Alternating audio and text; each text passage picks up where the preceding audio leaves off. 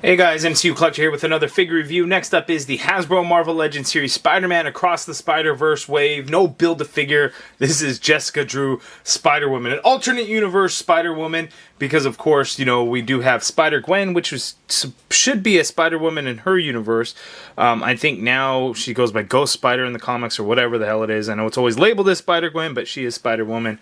But here we have a new take on Jessica Drew, which takes its inspiration from this version of Spider-Woman Jessica Drew. You could see the inspiration in the suit, you know, the jacket look, the glasses look, and the fact that this character, this version of Jessica Drew is pregnant, whereas this version here, that comic run where she has the suit, she started off as being pregnant, and then she had the baby, and it went on to all this stuff. So this version of Jessica Drew, as you can see, took inspiration from this comic storyline here, which was actually a pretty good comic run that I had read. But anyway, the Spider-Verse figures are going to be available April 10th. They are not available for sale anywhere yet because they are slated to go on sale April 10th. Likely going to be in stock in most places, not a pre-order, although I'm sure some websites will be a pre-order, but a lot of sites will have them in stock, such as like toysnowman.com, or all your other favorite retailers. So here we have Jessica Drew. You can see the different Spider people there. Miles Morales, Gwen Stacy, Miguel O'Hara, Spider-Man 2099. We got the retro style packaging that's not really retro. It's just a way to have a new take on the packaging. We get plastic now, which is good. I don't really know the exact reasons why they do it this way, but it's an interesting design choice, one that I can stay away from getting to because it's not a true retro. Although the card back, like in me, it's like, oh, I want to collect multiples, but I'm not going to. Anyway, looking at the back of the package, we have all the figures in the wave. We've already looked at Miles Morales, Spider-Man 2099, and Spider-Punk. We have Jessica Drew here. We'll probably... I don't know the order. I kind of just do it whenever, like, I come to it and I'm just like, oh, I think I'll do this one next. But anyway, Jessica Drew, let's get this figure out of the package.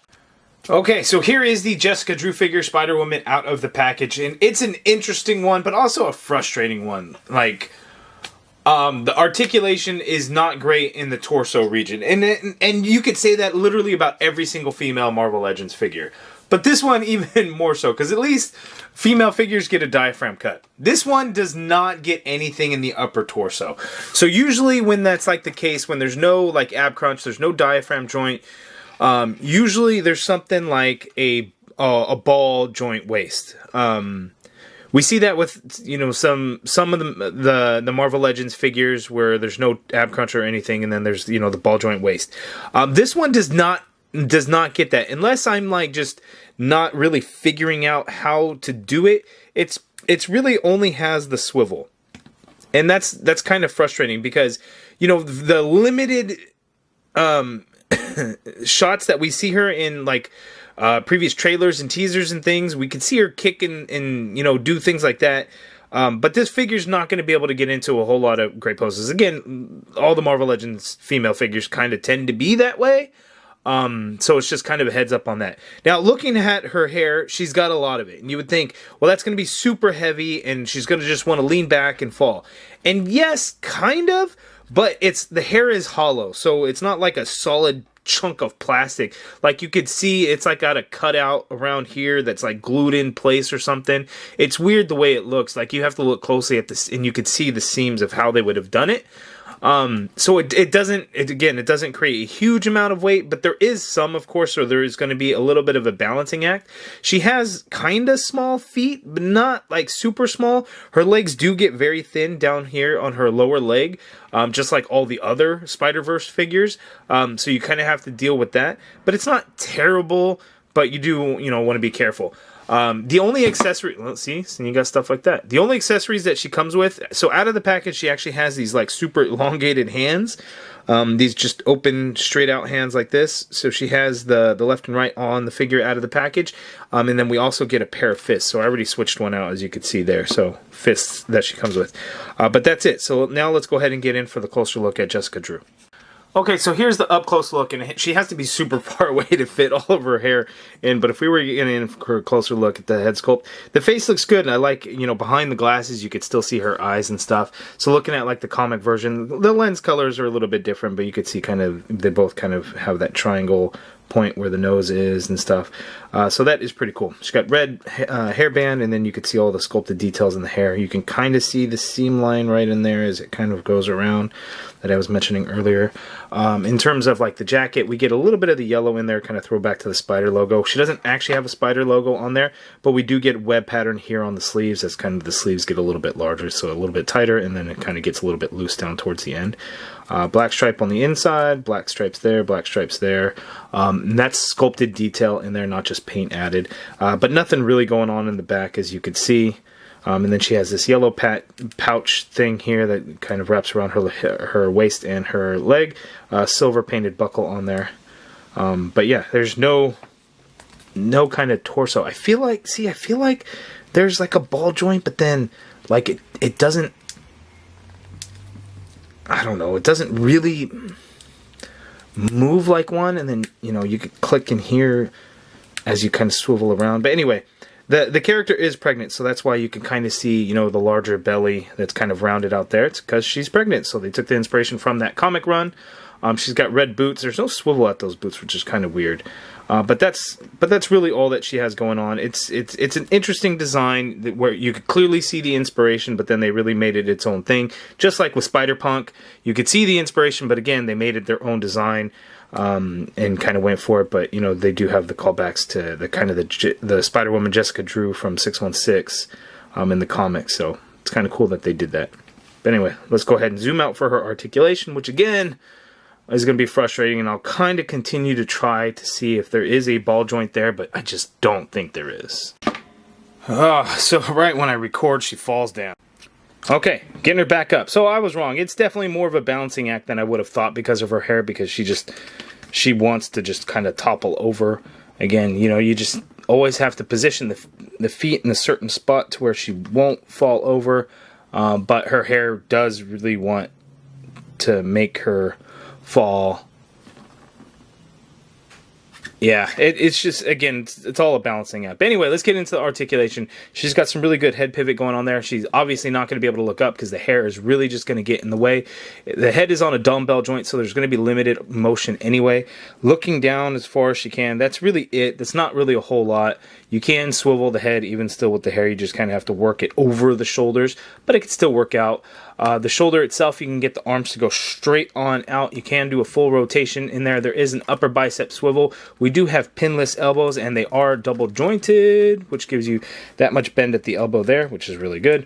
Wrists swivel, and they do hinge. They have the standard horizontal hinge on both the open hands and the fists. And then the diaphragm joint, or lack thereof. So I feel like if I twist it around, she already leans back, and I felt like I can get it to lean back a little bit more or kind of move up. But then I'm like, well, I don't know if I'm actually doing that or if I'm just like forcing the plastic in some kind of way, which will then weaken it over time. It's just hard to say. Like, I want to see if she could pivot to her left, and really it feels like, again, it feels like I can do it, and it looks like it's doing it, but it really doesn't hold in place at all. And I think I'm just more moving the hips. So it's just unfortunate. So again, it's just really just a swivel that you're going to get in there. And it's the way her torso is positioned, and the way it's almost like the waist cut is at an angle. So when you turn it, you know, that's why she looks like she's kind of leaning forward or leaning back. It's because I feel like, again, it's at an angle, and it's hard to like tell because this jacket, it's not really a plastic overlay. Like, it might be, but it's like very tight and like glued on as part of it. So there's not really like anything that you could like do. You can't like stretch it out and try to look underneath there. That's really not going to work. So just a heads up on that. It's really just a swivel. Legs can go out that far apart, which is pretty good. Kicking forward, you can kick forward, but as you can see, the leg starts to go out towards the side because of the way that kind of the hips are designed. It's not too much of an issue, but just a heads up on that. The leg really doesn't go back at all. You have an upper thigh cut in there, but it's kind of an ugly cut because it's not as rounded as you could see there. So when you turn it, you can just really see the cut, and it's just not as good.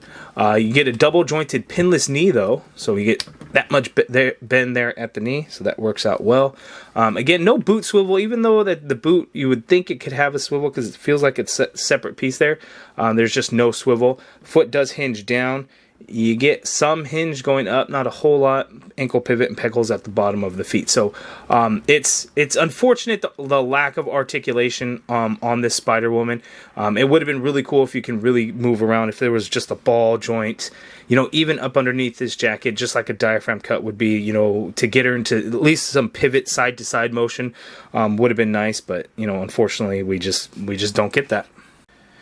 Okay, and here we have Spider-Woman with some other Spider people from across the multiverse. Spider-Man Noir, Miles Morales, and Peter B. Parker, along with Spider-Ham. Now let's see how Jessica Drew looks along her castmates in these Across the Spider-Verse movie. Because as of now, we don't officially know if Peter B. Parker is going to be in it. Even if he is, he's likely going to be in the full Spider-Man suit. Spider-Ham, maybe, but we haven't seen anything. Spider-Man Noir, I feel like if Nicolas Cage would have been in the movie, they would have announced that. But, you know, time will tell. Okay, and then here, so in the same wave from Across the Spider-Verse, we got Spider-Man 2099, Miles Morales, Spider-Punk, and here, Jessica Drew. So they actually look really good together. These figures are weird. They're super stylized. They're super thin. The proportions are all odd. But these are based off of the movie and how the characters are designed in the movie. You know, in animation, you could do fun and crazy things like that. When it translates into action figure form, it's not usually as good. And it's not really an exception here. They're definitely fun when they're and look cool all together. Spider-Punk definitely being kind of the most fun to play around with and mess with. But it's coming along together nicely, and I think once all the figures are together, they're going to look really cool. I think Peter B. Parker kind of throws it off a little bit because he's wearing sweatpants and he doesn't have a cool full-on, you know, hero spider suit.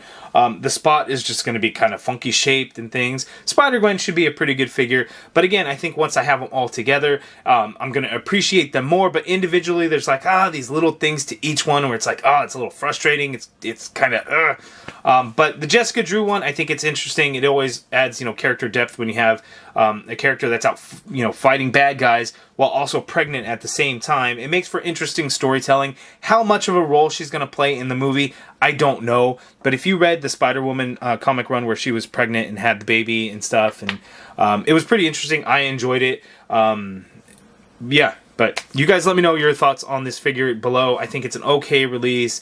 Probably not going to be one that moves around too quickly. But you know, I am happy to have it in the collection, you know, and hopefully she has a good part in the movie, a decent role. She's given time, but we don't really know anything yet. Tomorrow, April 4th, there should be another trailer dropping for Across the Spider-Verse. Maybe we'll get to see more of her in action, but we'll see. But you guys let me know your thoughts down in the comments below on what you think of the figure, what do you think of the wave, and how excited are you for the movie. If you guys like this video, please do me a favor and hit that thumbs up button. Subscribe if you haven't already done so. And as always, thank you for watching. And don't forget to hit that join button to become a channel member and be a part of the MCU Collective.